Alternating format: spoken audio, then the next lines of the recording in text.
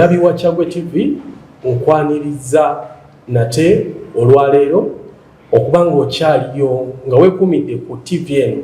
Kyagwe TV esangibwa ku social media oba online nga tuli ku YouTube, tuli ku Facebook, tuli ku WhatsApp, Twitter ne TikTok.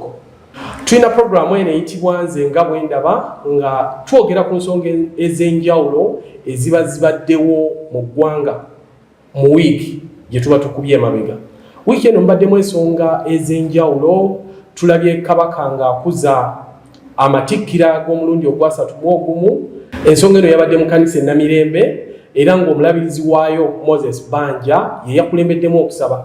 Kabaka yategeeza nti olw'amateeka g'abasawo oba ebiragiro by'abasawo ebyamuteekeddwako ng'akomawo mu ggwanga teyasobodde kutwegattako mu kukuza amatikkira gano, wabula n'avaayo n'ayogerako eri Obuganda.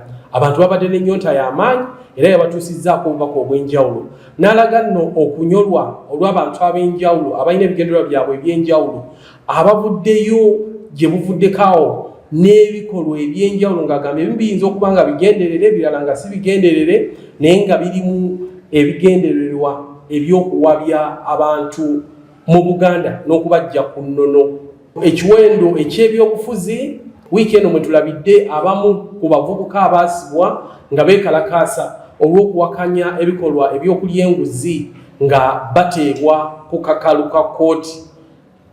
Yes, ab'enjawulo ndowooza tuyinza okugamba oba ennamba esinga yateereddwa n'ebikolwa ebyo abavubuka abeekalakaasa abo nabyo ndowooza byagenze biggwamu mpola amaanyi, tetumanyi ki ekiddako, naye nga atlisi batugamba statement yerabika yayiseewo nga bavaayo bavumirira ebikolwa ebyokulya enguzi bye bagamba nti bino birabika bibadde byeyoleseddwa nnyo mu paalamenti y'eggwanga era nga basaba akubiriza paalamenti Speaker Anita Among alekulire. Naye nnono naye yabazzemu n'abagamba nedda awo ne bwe bananuuna ku vvu ebyokulekulira ye tabiriiko, ekigendererwa kye kyakulaba ng'atwala mu maaso obukulembeze bwe era asuubira mu njogera eyaleere twandigambye nti akyatukalakata okutuuka mu 2036 yatugambye ajja bba akwasa enkasi omumyuka olwaleero Thomas Tayebwa.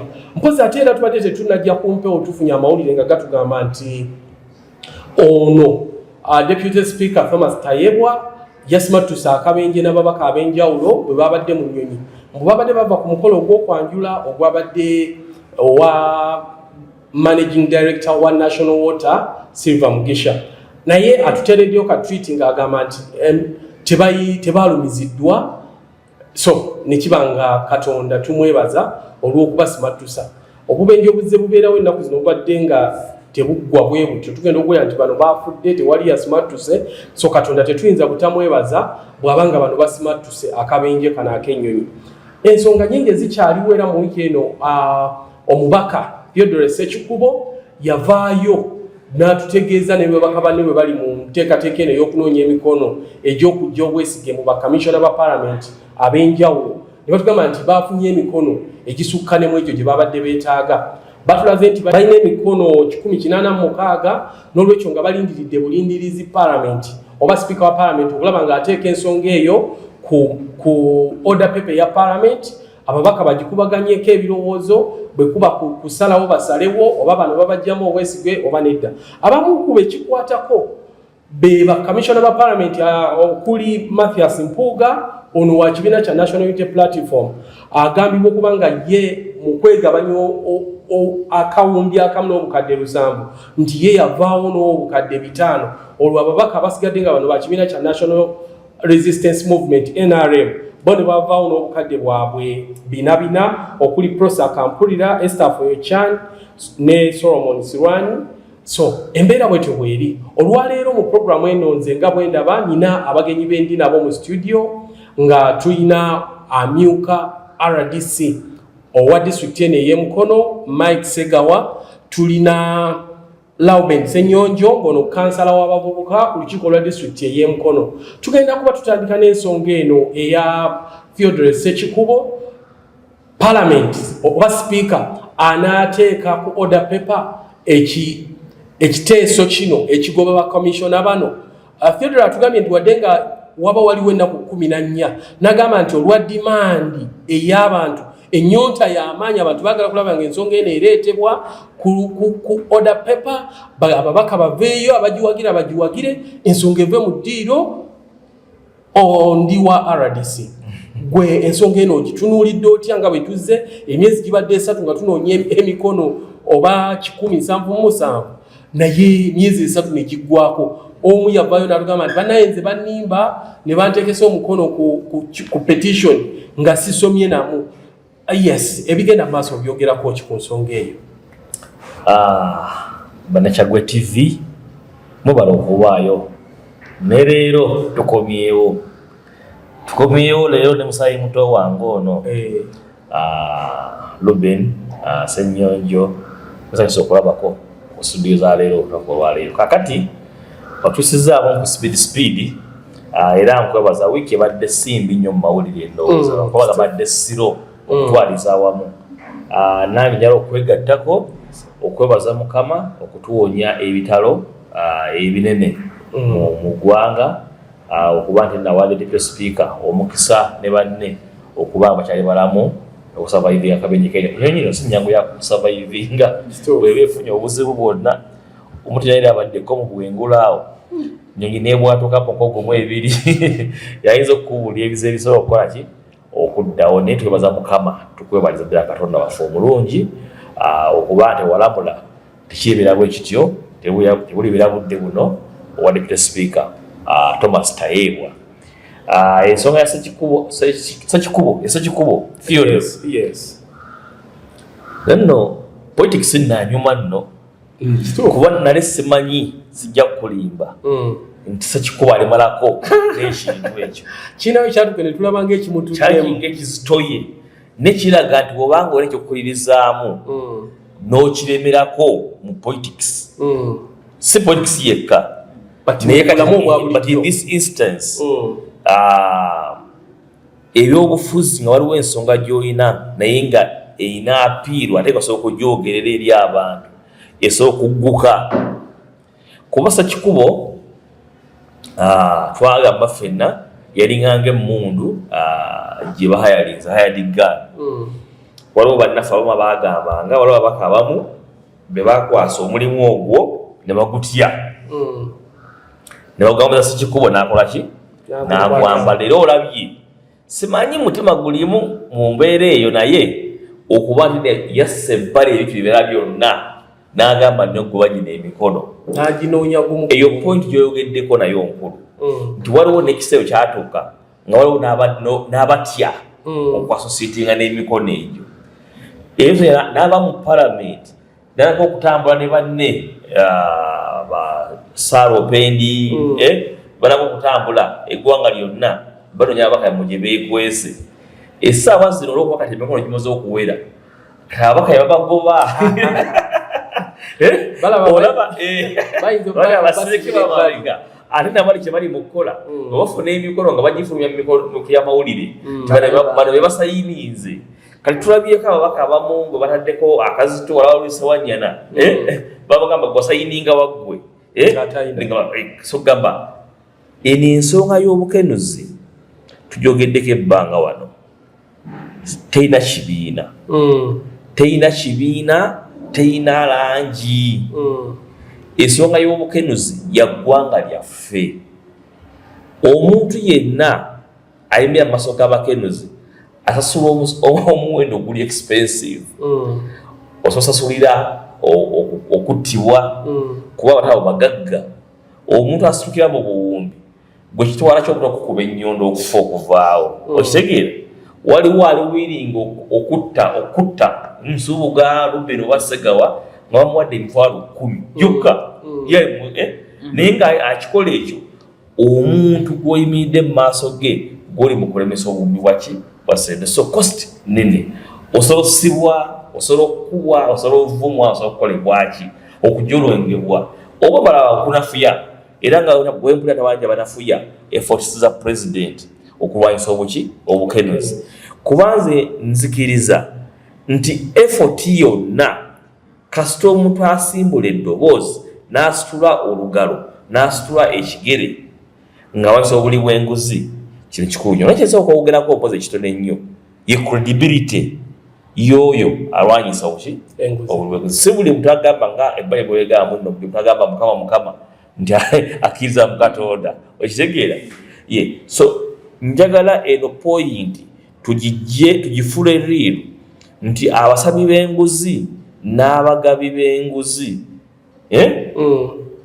bakendeera bavedera mu ggwanga lyaffe lino kuba ino Uganda erina ebizibu right now bibiri ebiri fundamental obuli bw'enguzi buli fundamental bagala kufuka comparative salary ya Uganda okitegeera ekyokubiri tulina obuzibu bw'abavubuka abatalina mirimu egiri gainful employment nti olusolvinga ebizibu ebyo bibiri nti tulaba nti no abavubuka bali skilled bafuna skills ezibayamba okufuna emirimu egiri available nga ne government programs zino ezijja parish model emyoga zisanga abavubuka abeetegese okuabsorbinga funds zino so just kuziwona bwonoonyi tujja kweba nga tusolvinze ekizibu ky'okuba abantu tunyumiza families households kubanga household erimu omulimu eyo household erina stability household erimu omulimu abaana balishobola bajja kufuna ekyokulya bajja kufuna engoye bajja kufuna obujjanjabi ate si tepanado asokebwako olinga alwadde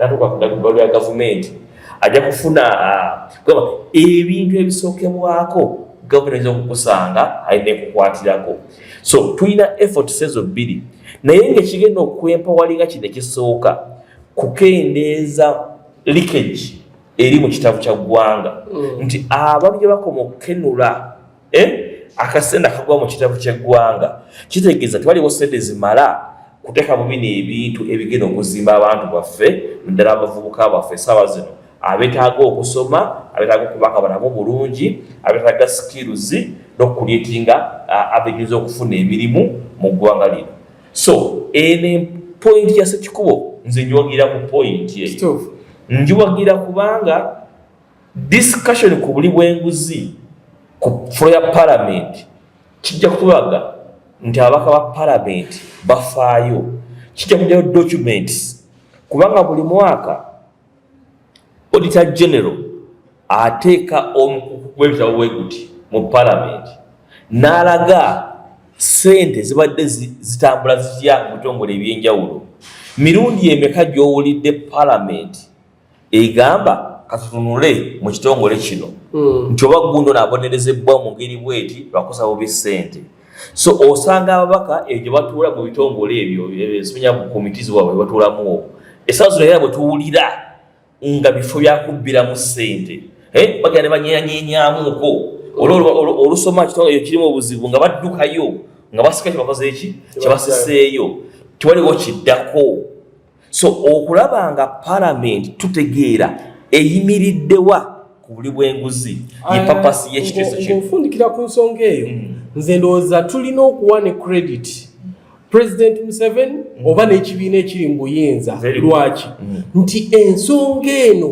yagirese n'etambula so at least ku nsonga eno tulabye obwetengerevu bwa parliament tetuwuliddeeyo lusirika ekyankwanzi nga president ayise ababaka ba NRM okubakuba ku luwonzi oba ku nsoloboto nti muve ku bakamishona muve ku bamemba bange aba NRM bano abalinaani n'empuuga mu nsonga eno ensonga yo akiri yabanze esukale ba commissioner yes njagala otabalo luno lubeere lugazi lwebe kufokasinga ku bantu ki abo bokka tuwulidde mu parliament committees ezisongebwako engalo nti eyeze komite baziryamu ssente njogedde ku report ya auditor general entandikwa ndowooza eyo so eyebeere nga simply ntandikwa ya lutalo olw'amaanyi olulina okusettinga agenda ya parliament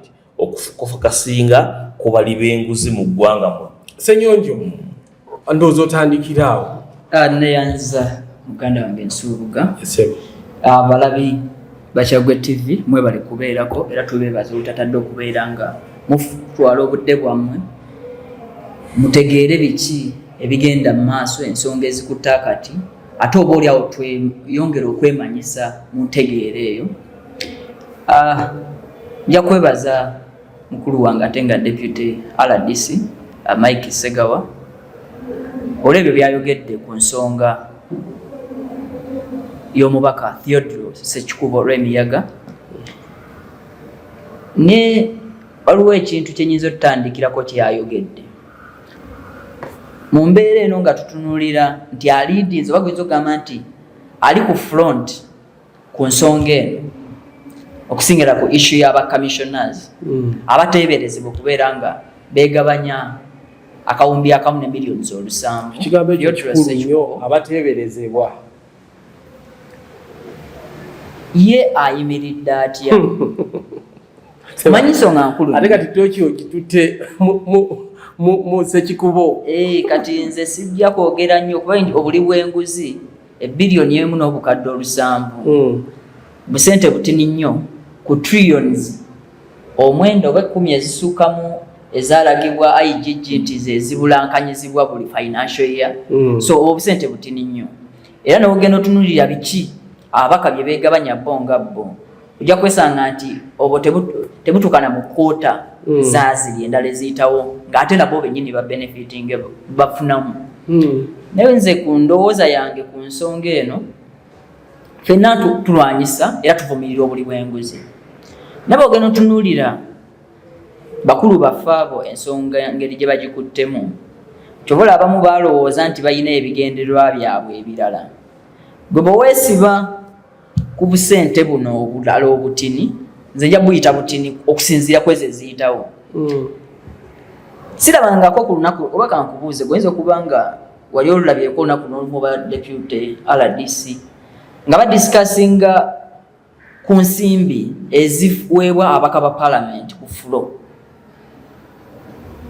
Simanyi oba tekize nnyo naye nze ndowooza nti ettondo lino erimu bwe ligwa ku nnyanja tetusobola ennyanja tegenda digaana.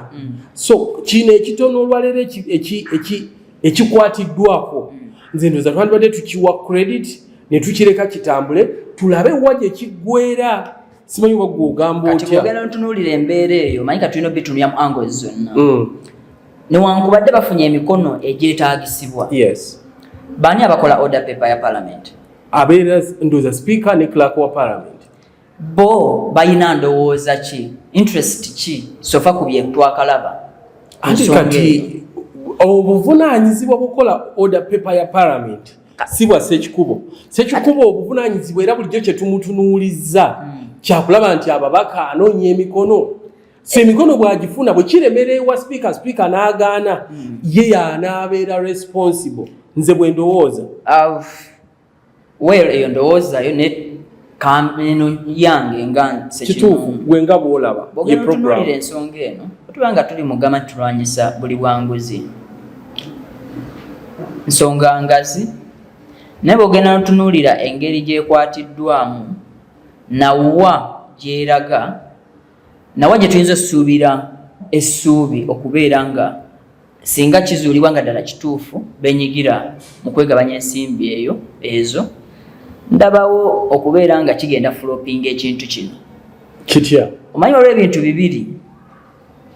Ensonga eno ey'okulwanyisa obuli bw'enguzi erimu politics ne political science. Politics yono nti Ssekikubo yavuddeyo n'abalala kabeere President Museveni n'ayogera n'agamba ono bamukwate ku buli bw'enguzi n'oli bamukwate. Ne Ssekikubo n'agamba nti bano bampuuga baalidde enguzi. Ne political science yoli ajja okutuuka political science wajja oviirayo motion ezze ku floor ya parliament. President Museveni tumulabeko nga azze atudde mu parliament ku lunaku olwo nga bwe yakola obusimu ekiro buyite nti bannaye motion eno nsonga nkulu nnyo ng'eggwanga ku lw'olutalo lwe tulimu olw'okulwanyisa enguzi ffenna tugambe aye kyetaagisa. Anti kati kyeki kubanga nze ndowooza singa President Museveni yali ayagadde okulemesa ensonga eno oba okugiremesa kyekisinga obukulu yandibadde abaddeko kyakola kye tutannalaba wabula abadde nga asirise n'abaleka n'akola ki ne bigenda mu maaso. Ate kyenkugambye political science kati bino end result ya kino fena kye tuyalinayo okulaba nti motion ezze mu parliament ababaka bagivotinzeeko era baliwo abawagidde ensalawo ya motion singa kizulibwa ddala nti ki yeyo end results gye tutunulya bano aba commissioners bavudde mu office zaabwe olw'okubeera nti gubasinze oba abangi bagambye ensonga eno esaana kati tutunulire nnyo ensonga ya political science nti ekiro waneeno kwa bintu bikyuka birimu okulobinga wano emikono gino si gye gimala omubaka Theodore Ssekikubo alina olulimbi lunene nnyo okwongera okukonvinsinga banne okulaba nga answered ya parliament kigenda mu nti ababaka ba commissioners bano abana ekintu kibatuddemu gubasinze ne mu byonna nze njagala tutunulire ku broader picture nga Deputy RDC bwagambye bw'otunuulira twebaza President Museveni olw'okuvaayo n'agatta eddoboozi lye n'okugamba nti akwata omumuli mu kulwanyisa obuli bw'enguzi naye ate kati nganze Lauben omuvubuka ku lw'abavubuka nennyamiramu olw'embeera eyaliwo emabegakaawo nti ku mulundi guno twali tufunye omukisa newankubadde batuportrayinga nga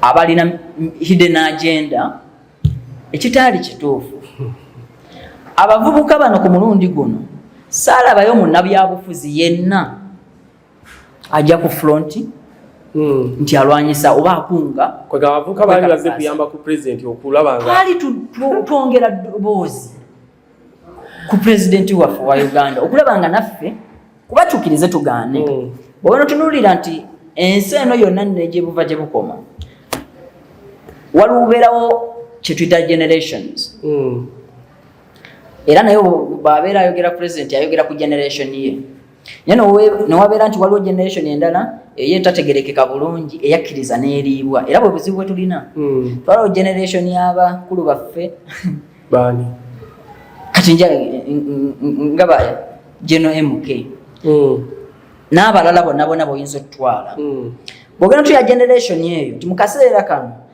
singa yeeri ku mwanjo naye olw'okubeera nti yakkiriza n'eriibwa generation ey'abano batugamba nti ba stand by generator anti kati stand by generator obudde buno yandibadde generation y'abali myaka 3 so si abali 4 abagenda mu 5 kati abo generation yaabwe yaliibwa bano kati bwe tukomawo waneeno mugamba nti tuvuddeyo ffe nga ffe tetugamba nti twagala kumaamulako gavumenti tetwagala nti oba ki nobeera nga president ovuddeyo n'ogamba nedda projects oba ne models zolabye nti zijja kuyamba abavubuka abatalina mirimu babeere nga families ezisobola okubeera nga zeeyimirizaawo nga bye biruubirirwa byo naye mu byonna bw'ogala tunuulira ensonga eno ekutta kati oba ekizibu bannayuganda kitulabika nga kisimbye enkundi ekyobuli bw'enguzi nze nja kusaba kisaanye nno kiddeyo nga tukirwanyisa okuviira ddala ku family level waba ogenda n'otunuulira nti taata ewaka alekawo emitwalo 2 enkozesa yaazo eriki abaana enkuza yaabwe eriki kuba kyamazima tukize tugaane si batabani ba President Museveni nti bawala oba bazzukulu be bali mu office zino abamu bannyinaffe baganda baffe ate ne bajja okuzibeeramu so mucyo bwe tubeera nga tuli bakuwangula tumale kuba tubeereko ne level we tugikakkanyiza pa tuyinza obutagimalaawo mu kaseera kano naye tubeera nga tuyagala tugikakkanyeeko tusaanye tuddeyo tufightingire ku family level family unity ensonga eyo nga tugifundikira oyogedde ku ky'abavubuka okuvaayo okukwatiza ku President Museveni ensonga eno ey'okulwanyisa enguzi ne babatuuma ekirala ekirungi ku pane eno tulinako akulira ebyokwerinda mu disitulikiti y'e Mukono njagala mu bigambo bitono atubuulire ye ensonga eyo agira batya bagirabe batya ng'ab'ebyokwerinda era ye kikyakyogerako ensonga eyo President Museveni yagyogerako bulungi issue si ya kulwanyisa nguzi abavubuka opposition abaka ba parliament kibasharinga ne president in common kiri nti bonna baagala okuwanyisa obuli bw'enguzi naye question eri nti mugirwanyisa mutya bavuddeyo ne bagenda bavumirire eddoboozi lyabwe liveeyo ligende ku record. Question ya hawo nkulu nnyo. Oyagala kugamba mukyalawo nti tole musanyufu ku mmere gye yafumbye ekyeggulu tokwata mmere n'ogimuyiira okitegeera gwe enyigayo oba esanyukayo bwebanga eyonoona kiba kirala. Batugamba baali peaceful. Namba emu tulabye posts za Uganda nga zigoberera posts ezibadde Kenya zilake ziri inspired. Posts Kenya ebyabadde bifuna twabirabye. Abannayuganda bamu bagezere Kenya eyo okwegezaamu ofuna practice posts zirina kuba zitya. Oyogera kube bakutte aba FDC n'olaba n'abaana bangi so okugera munyaga sala gafula famous okugogera ku Chagwe TV tuba tuwadde mileage naye because they are negligible. Kati abavubuka b'e Kenya era nga omuto wange ono kyagambye bagenda ku streets naye abantu balinawo linnya ly'amaanyi bawerekedde teri aliwo na limu ne bakola protest zaabwe mu ngeri yaabwe naye along the way twalabanga ekigenderwa kyabwe kyava ku mulamwa netako okusabira ebiki ate finally n'olabanga ne management ya Kenya byamaliriza nabyo ebisinga obungi si bye baali bakola ki bali bagenderirwa naye biyamba kisinzira buli kimu weyaga kusucceedinga mu politics waliwo ebintu byokola leero n'ebisolve ekizibu kya leero olwo byala byotegeeramu no byakola impact 10 years or 20 years from now ekitegeera mu maaso ko ddala kati kino ekyassa abaana bannakenya ku streets tulina kukiraba mu myaka ng'ebiri mu maaso n'okwambuka waggulu kakati kyemmanyi nti beneficiary wa bino byonna yali Raila Odinga naye ate nga abaana bamugamba baba sigala yeeka Africa tumalirize kino twagala kugoba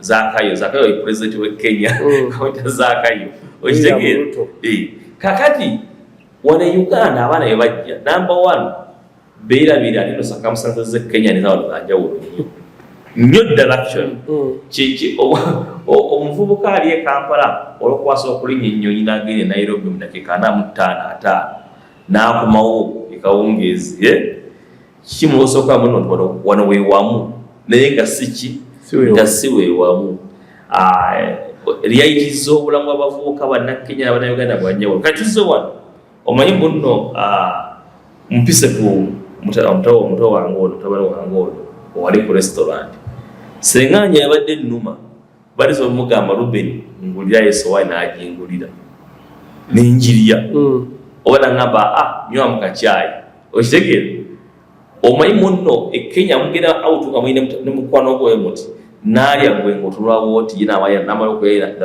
katugende nagwinyere kuma naye yekakuse kwa yabadde na 100 bob zizi mwisa mu kiro kya unaku okitegeera so okuba nti nno abavubuka ba wano tebeetegekera kyebagendamu kikulu nnyo naye ate n'okwokubiri president yabagamba senga mwayita mu channels baga president tugenda kwekalakaasa ku bali b'enguzi batukwegatteko ne muwandiikira IGP nga procedure we bagamba ne muga tugenda kugera mu kifo bwekiti tusuubira abantu miliyoni emu era mutuwe polisi egera okutugaadinga fenna wande badde namu kuba nze nange wataze ku street eyo kubona abalije musi bakolaki bantamanga Ssenyonjo wange ono ngansuubuga gwokolaki obalwanyisa naye obuzibu saagala ogenda olwanyisa enguzi ate balaba erimbikemu ababi ate bamaleka abalala biki emirembe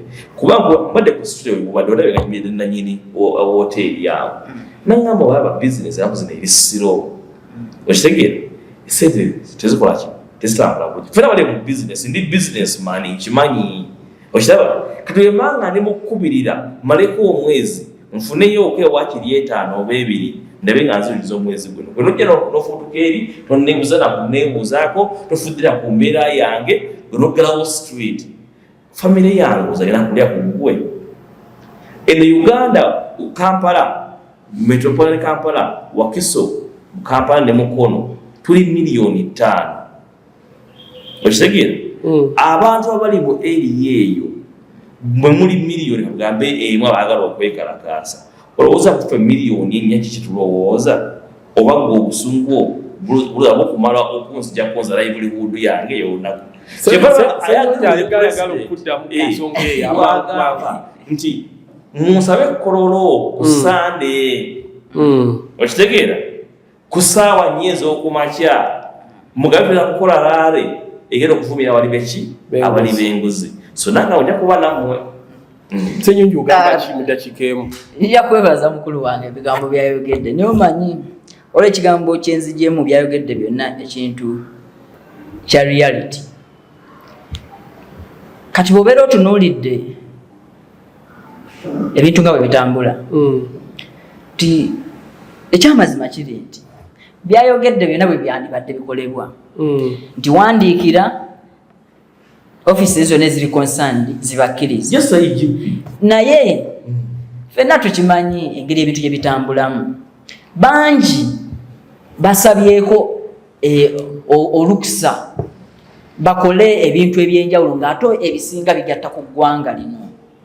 Naye response tukkirize tugaane nze ng'omu President Museveni mulabira mu mbeera y'omusajja akyasinze okubeera ng'atya naye ng'ate mu kutyako okwo takikola lwakubeera nti lwabalala naye akikola lw'okubeera nti akkiriza mu mbeera ey'okuyita mu kunyooma newe kabeera kantu katini nnyo kayinza omuviiramu akabasa. Kati ekyo kye kimuleeteredde okubeera nga nti newe mbeera mugambye nti muwandiikire muyite nga biki bw'abyogera bibeera bintu bya kwogerako bangi bakigezezzaako. Owulirize ekisaawe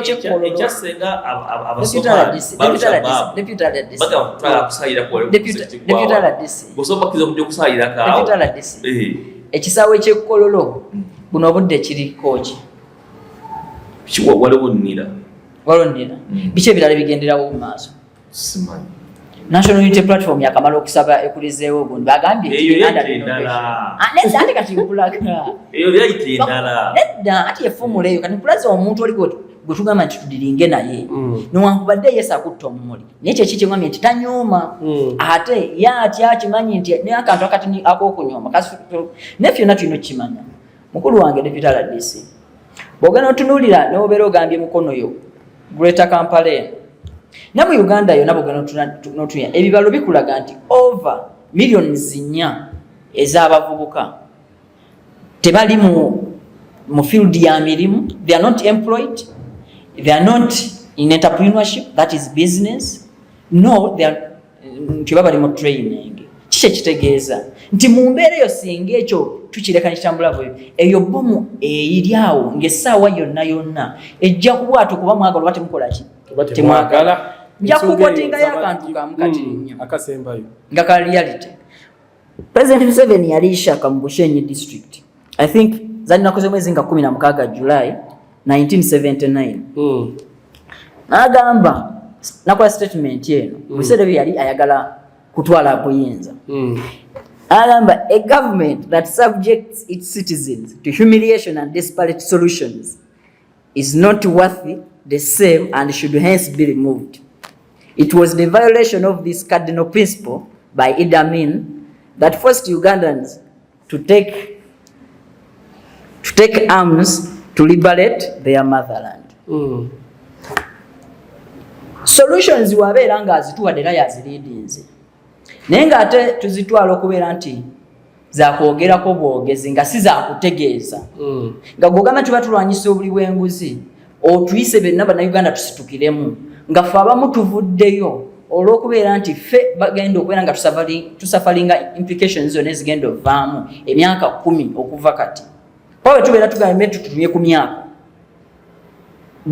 tufiira ku myaka emeka nze nja kwegalagalanya nga tujjeko ebya Katonda kuba yasigaliza ekyo ky'okumanya muntu kiddi lwagenda President Museveni tukirwana nti ajja ku ayinza okugenda okusooka nze okusinziira ku myaka bwegikola ki bwe giri ne kati mu formula eyo gwe osuubidde nti solutions ezo ezibeera nga naffe tuziraba ezimu nti ziri fake ngo tuyita tukujoyininge kato tumala nga otulaga birala ffe tuwunzikirewa. Ekibuuzo ekyo ngenda kusaba gwe abadde agoberera programu eno okyeddemu osanga lwe tunakutunuzaamu kamera ate ojja kusobola okuvaayo otubuulire nti President bw'ayita abavubuka n'abagaba mwegatteko okulwanyisa enguzi ate mbu okusinziira ku Ssenyonjo tabawa ne mukisa kulabanga okumwegattako ddala kubeera realized. So nga Ssenyonjo abuuza tukole ki? Tuli ku programu nze nga bwe ndaba omuweereza owaleero ye Henry Nsubuga, abagenyi mbadde ne Lauben Ssenyonjo, nina Deputy RDC Mike Segawa. Tukweyanziza gwe abadde atugoberera katukomewo. Oli muzadde ng'okyalemereddwa ku ssomero ki mw'oyinza otwala omwana w'omwaka guno? Nsonga ki ekyakulemesezza? School fees baakusabye nnyingi? Olugendo lunene ng'ebyentambula bikyakalubye? Nandi ky'onoonya essomero erinaalabirira obulungi omwana wo? Okuviira ddala ku by'okusoma mu kibiina, okuzannya n'okutumbula ebitone, ekyokuddamu si kirala. Ly'essomero lya Prudence Junior School, Empoma Mukono, lisangibwa ku luguudo oluva e Mukono okudda e Kayunga, nga wakayitako mu katawuni k'Ekisowera opposite n'Empoma Girls School. Prudence Junior School liri mu kifo kigazi bulungi era ekisirifu, ate nga lirina abasomesa abakugu ddala, ebyokwerinda ku ssomero biri gguluggulu, ebyentambula babikolako anti emmotoka ezitambuza abaana weeziri. Essomero lya Dene Boarding nga mu kaseera kano okuwandiisa abayizi kugenda mu maaso awo ku ssomero. Liwandiisa abayizi okuva ku daycare, nursery paka ku P7. Ebisale birungi ddala ng'abaana abava ewaka basasula emitwalo 3 gokka, ng'ate bo ab'ekisulo basasula emitwalo 6 gyokka. Abaana balya bulungi ne bakeera ku ssomero nga basanyufu. Bw'ayagala okuwandiisa omwana n'okumanya ebisingawo, kuba ku noti 7 noti 1 29 92 38 oba noti 773 noti 62 21. Prudence Junior School, tuwa omwana wo tumusomese, togenda kwejjusa. Our dear parents, thank you for paying us school fees, and we still need your support because education is the key. May God bless